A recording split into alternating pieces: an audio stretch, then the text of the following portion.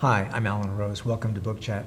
Talking today with Kay Smith-Blum from Seattle. Thank you for coming down. Thank you. We're discussing your novel Tangles, which is quite a story about the Hanford nuclear reservation and what happened during the 40s, 50s, and 60s.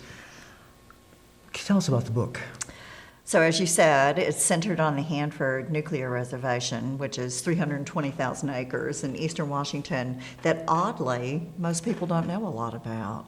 And my idea when I discovered that Hanford is now, today, the single largest environmental disaster because of the amount of nuclear waste in the Western Hemisphere. I did not know that. My desire was to write a tale that would let that word out, that would educate people without them realizing they were being educated. Mm-hmm. So I crafted what has been getting a lot of responses as a riveting fictional narrative that crosses genre.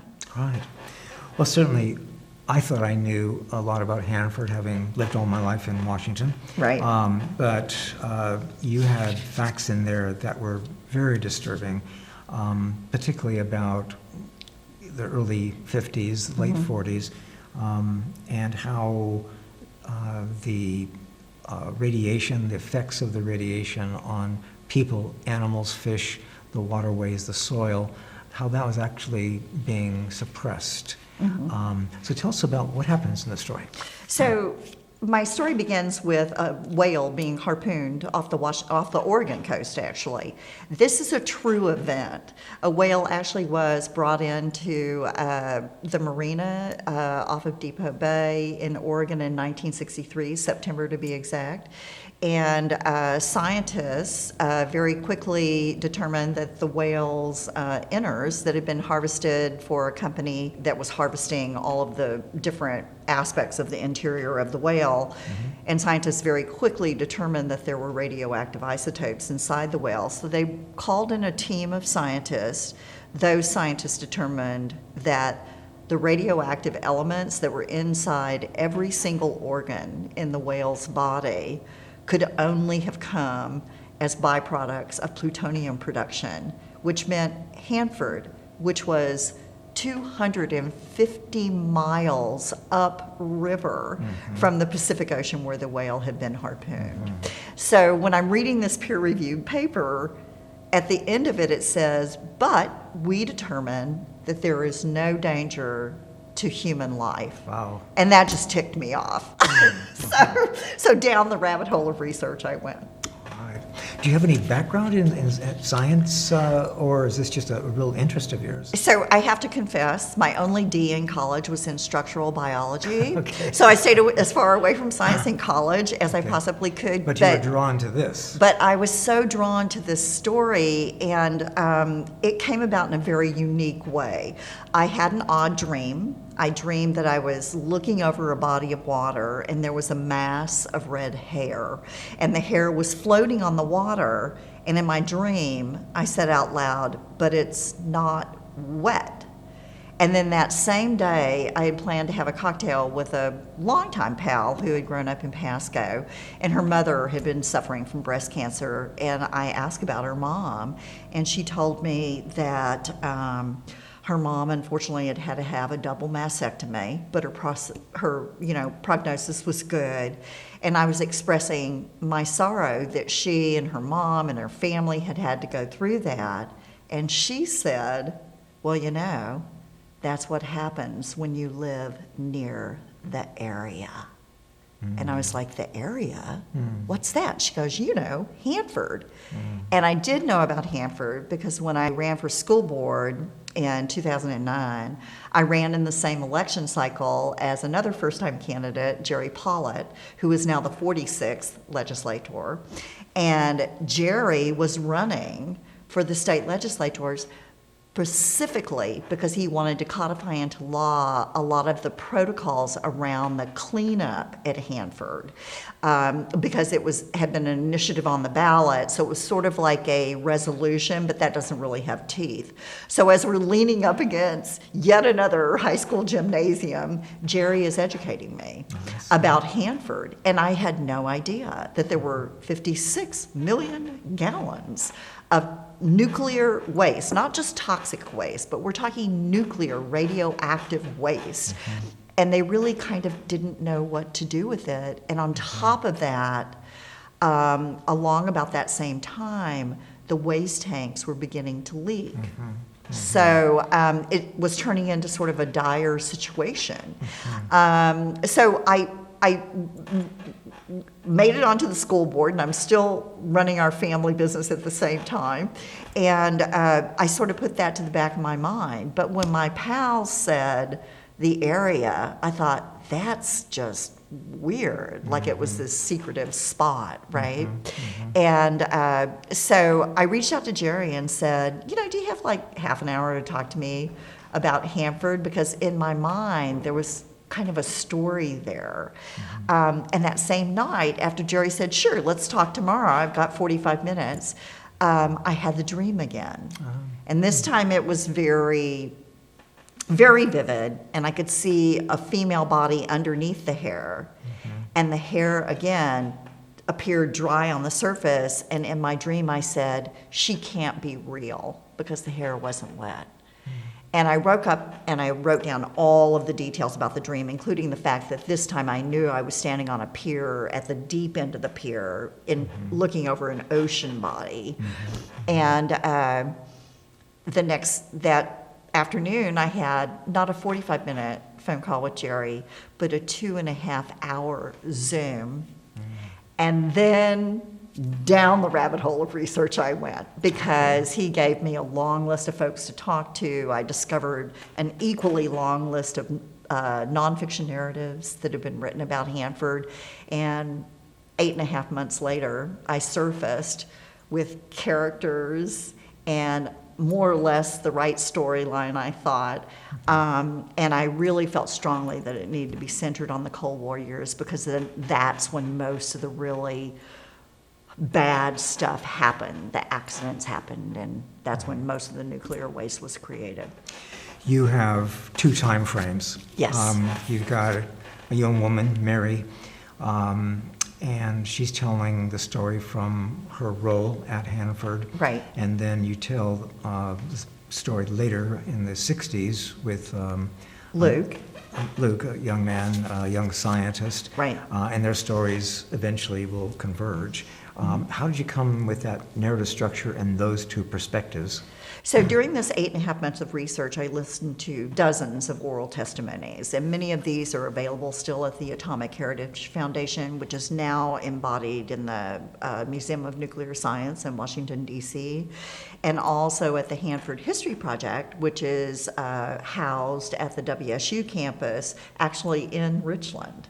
And as I was listening to all these different old-timers tell their stories, I was really struck by the women and the kinds of things that they remembered and the daily tasks that they were asked to do that in many cases put them in danger, but they were never actually told what the level of danger was. Like the secretarial pools? Right, secretarial pools, or secretaries that were pulled out of the pool because the administration building was relatively sequestered from where the radioactive production was happening, the plutonium processing was happening.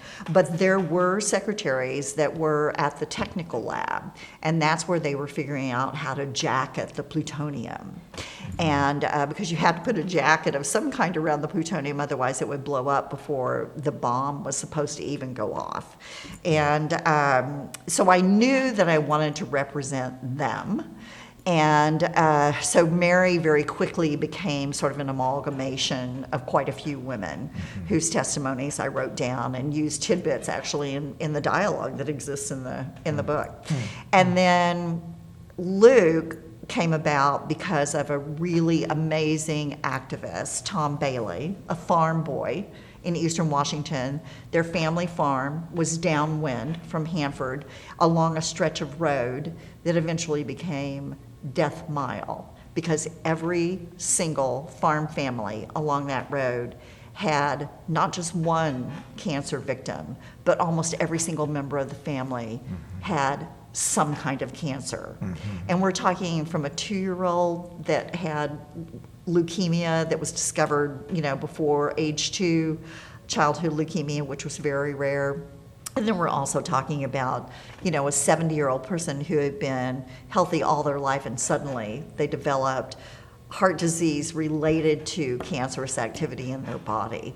And it was just so striking to me that he was the first one to stand up and say, something is wrong. And they really laughed him down. He tried to go to community meetings and tell people what the dangers were, and they really laughed him down. But then, when the classified documents were released in late 1989 into 1992, and Karen Dorn Steele, who was the investigative journalist who had been writing stories about Something's Wrong in the Spokesman Review out of Spokane, when her stories broke, then it was like, oh, wait a minute, hang on, Tom Bailey is not crazy. And he was really vindicated. And so a lot of your story happens before the declassification of all of these documents. And you also talk about how the indigenous people living along the river had for some time been reporting catching fish with no eyes and other deformations. Right, and wildlife too, jackrabbits that were wildly big for no reason, deer, their calves were being born, deformed. So there was a lot of indication in the wildlife, both in the river and outside of the river, that something was wrong. But when probably the largest radioactive release that was recorded in a classified document, because many of the accidental releases were recorded but not like this is how much actually went out the smokestack, or this is how much was accidentally spilled, of radioactive waste in a pit, right? But the one that was actually documented was in 1949, and that's famously called the Green Run. And that was a smoking gun, because the Air Force, in conjunction with the Atomic Energy Commission, which was the precursor to the Department of Energy now, wanted to specifically release green plutonium to be able to measure the green process, right? They wanted to see how much radioactivity went out into the air, because they were trying to figure out how far along the Russians were in their production, and they were getting radioactive fallout coming across the Pacific from the Russians, right? And so they felt like they needed to get a handle on that, and so they purposely, in the Green Run, processed plutonium green and released it out of the stacks to unsuspecting regions. All of the people of the towns living downstream were guinea pigs. Right. Exactly. And with a release out of a stack like that, it's like whichever way the wind blows, right? So downwind could have been that night, could have been Idaho, but actually that night it was more Spokane, Walla Walla. And then the anecdotal information, both in oral testimonies but just in general, was pretty strong around the fact that, the entire region was affected. They did it during a snowstorm. And this was against the advice of the Hanford scientists. In fairness to them, they really argued for them not to do it, but they went ahead with it anyway. Yeah. In your story, both Mary in the late 40s, early 50s, and then Luke in the early 60s, they run up against government secrecy. Right. And not only government, but the nuclear industry itself was working to suppress their investigations. How did you come upon these stories? So that was sort of a synthesis through the scientific research that was done because there were water analysis done both in Oregon State Laboratories as well as Washington State University and University of Washington laboratories. There were fish studies that were done all through. The one thing the Hanford scientists did a really good job of was testing everything all the time. So the unfortunate part was they kept raising the safe level because they kept finding higher and higher levels of radioactivity in wildlife, livestock, et cetera. There was kind of a joke about them going down to the stockyards and all they wanted were necks. Well, they were searching for thyroid cancer in cattle and sheep because they were seeing a spike in thyroid cancer in the general human population. And for a long time, they were monitoring. They had mobile units that went out to farm families and did full body scans and monitored various families. How did you come by creating you got this thriller, and then you bring in a love story, actually between Mary and Luke, unconventional love story with a younger man, older woman. How did you get those two storylines coming together? So I really wanted to tell the women's story from the latter part of World War II through the first 3 or 4 years of the Cold War, because I just felt really attached to these women that I'd listened to. And the A houses, because Richland was a planned community, they gave me the perfect opportunity to have two different families living in a duplex with a front porch that wasn't much bigger than the table we're sitting at. So the families couldn't help but converge every time they came out their front doors of their side of the duplex, right? And so that gave me an opportunity to show some early Hanford workers in addition to the secretary that I wanted to make my main female protagonist. It also gave me an opportunity to show what was happening with the young people of Richland that weren't workers at Hanford, but they were certainly affected by that secrecy, the level of secrecy. They certainly, in my frame, like any adolescent, would start to question, why are my dad's boots out on the front porch and they're being monitored? Why is my dad putting his urine in a milk bottle out on the front porch? That kind of stuff. So in my mind, those young people would start to really question what was going on. And Luke has a crush on Mary because she's like this really great-looking young wife. They're about 6 years difference in age, and like any red-blooded American male adolescent, he's crushing on her. And that eventually develops into more. Right. Along with the thriller genre and the love story genre, you also bring in sort of a sub-theme with a ghost story. This is really quite a balancing act between these three genres. How did that come about? So it was strictly by accident. I had the dream with the red hair on the water. I knew that it had to be tied to this story somehow. I just intuitively knew that. And when I read about the spike in childhood leukemia, I thought, maybe it was a child that was ill, right? And that was kind of how it started. And so I kind of did some scenes around that. And then as I developed Luke's character, because Luke, in the 1963, he's now become a doctoral candidate at the Oregon State University. And he switches his thesis when the whale is found to really be looking for the effects of radioactive fallout in the region, as opposed to just pesticides, which was sort of the cause du jour in the early 60s, right? Because they were also discovering, the horrible effects of forever chemicals, right? And I've always been a Summer of 42 fan, so it was kind of interesting for me to have Luke and Mary, have a little bit of a relationship, but I'm also a bigger Aaron Brockovich fan. So I really wanted to have a little bit of a ticking time bomb. And then, of course, there were many people that responded to the suspense and the mystery of it, because Mary does go missing in 1951, and of course, part of Luke's quest in the early 60s is to follow some clues to her disappearance, which we're not going to spoil for the readers out there that haven't read the book yet. But the cross-genre thing happened in a very authentic way, I think, because I was working very hard to write a book that really was as thrilling as I thought this history was. And, you know, too often I think history is written in a way that doesn't thrill. It informs, but it doesn't thrill the reader. And I really wanted to keep a fast pace, and I wanted to develop the characters with different, you know, craft tools to keep that pace. Well, Kay, thank you. Thank you for all the work you did on this disturbing story. And I wish you ever luck with your new novel. Thank you so much. I love being here. Thanks for the convo. Thank you.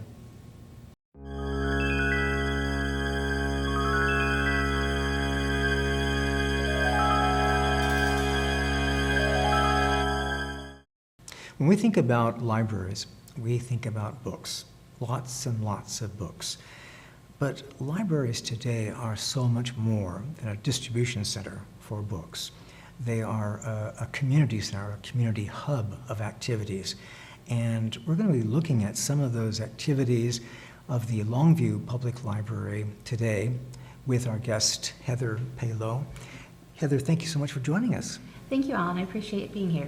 Well, you've got a great lineup of programs for all ages, and I wanted our viewers to know about them. Sure.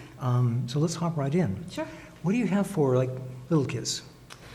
So we post some regularly scheduled activities, which we do year-round, which is our book clubs. So we have a little kids book club and we have a kids book club, and they're for slightly different age groups. But it's free books because the Friends of the Longview Public Library actually pay for the books, and so all the kiddos have to do is sign up and then come and attend the book club activities. So we have snacks and we have games and we have activities. So it's not just about the book and about questions about the author and those types of things. It's also a chance for them to get to know each other, which, you know, we want to create this community. What are the ages for these groups? So for the Little Kids Book Club, it's kindergarten to second grade, Okay. and then for the Kids Book Club, it's third through fifth grade. Okay. This is good information for grandparents out there. That's Okay. right. That's right. Okay. And these clubs go year-round. Correct. Yes. Okay. We also have some fall events that we do. We do certain events year-round in activities, such as our STEM activities. We do those quite a few times a year. And STEM is? Science, technology, engineering, arts, and mathematics. Okay. So a little bit of everything. Okay. And then we do our weekly story times, and the story times, we have little breaks in between each of the story time segments, but those are mostly year-round, and those are for babies, toddlers, and preschool age kids. Okay. And so they're a chance for grandparents, parents, whomever, to come with their littles, and they play and they have fun. They do story time. They clap and laugh and have a good chance to get to know each other, as much as little guys do, but also a chance for them to, the parents to talk and the grandparents to talk and get to know, so they can form a sense of community as well. What about older children? We have a variety of programming for kids as well. We have, for example, Little Bits program, which is for kids to actually physically touch and do hands-on electronics. And we're offering that twice this fall, which would be kind of fun. So we anticipate a large group of kids to come to that. We have Little Monster Mash, which is one of our biggest events, and we have traditionally held it indoors and outdoors. But this year we're going to try and just have it indoors and hope the weather. What happens at a Monster Mash? It's prizes and fun and kids doing costume contests, and we have all sorts of activities. From the littlest guys can play in that we have kinetic sand and all sorts of things for them to play with, but also everyone can do trick-or-treating, and they come to different stations in the library and see different activities. So we give the little guys a special room to play so that they have time and space to play, and then the older kiddos get to have the whole library to roam and do fun activities. I know some people out there will be asking, well, my grandchildren live in Kelso. Can they participate in a Longview Library program? Yes, you can. Anyone from anywhere can participate in our programs. We don't have any restrictions like that. There is a slight restriction if you want to check out items from us, but all of our programming, all of our activities are free for everybody. That's great. That's great. What about teens? Our teens, we have several different programs. We have our book club, which we've talked about, that is for middle and high school students. And the book club has fantasy and comic and all sorts of manga, different types of books, but books that appeal to the teenage audience. And so they also have time to have food and get to know each other, and they engage with whatever the book topic is. And this goes around the year too? That's all year round, yep.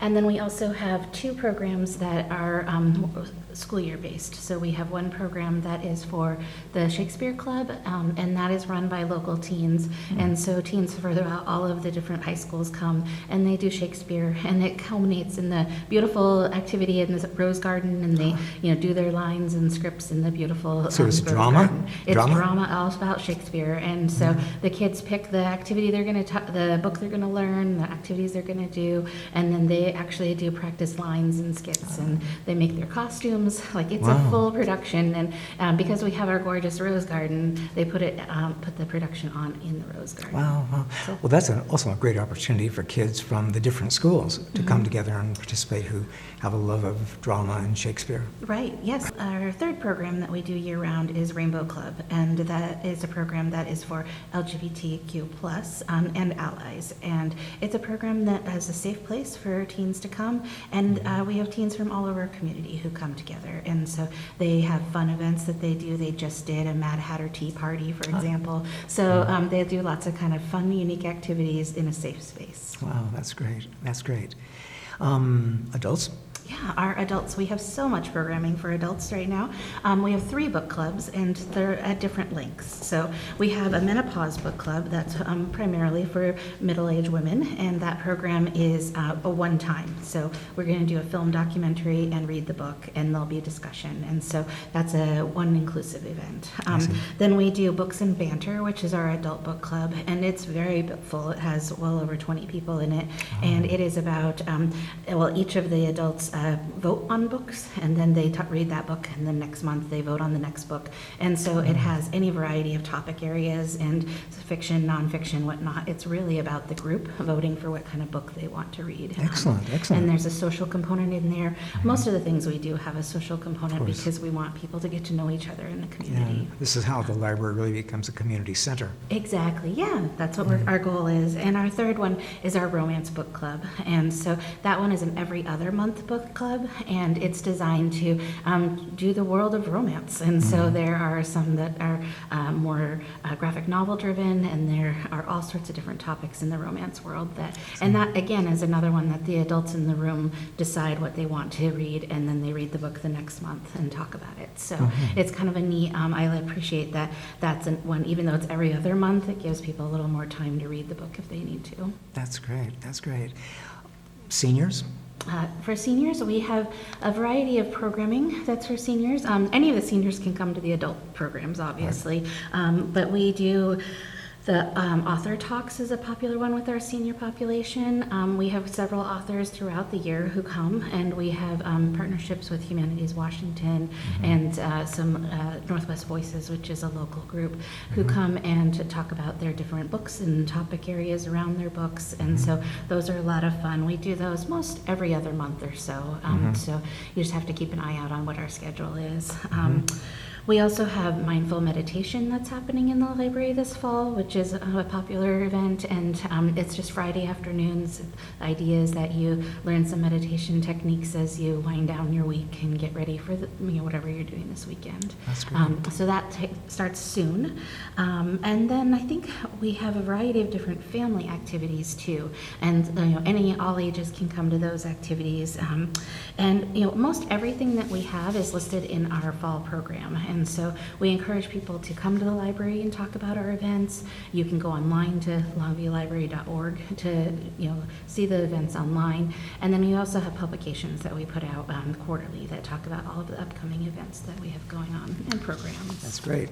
And so this is the fall That's it for program? the fall, yes, exactly. Okay. And as you'll see the Snoopy on the front, that's because we have Library Card Sign-Up Month in September. And the goal of Library Card Sign-Up Month is to get people to come into the library, get their library card, and then use it year-round. And they can see that we don't just have books, as you mentioned. We have culture passes, we have passes to museums, out in the Washington State Parks. We have so many different things. We have the Library of Things, which is fun things like sewing machines and ukuleles and all those things that can be checked out too with your library card. Wow. So on our website, we do have information about who's allowed to get a library card, and if you don't live in Longview or in our rural district, then we have options for reciprocal agreements with Kelso Public Library, for example.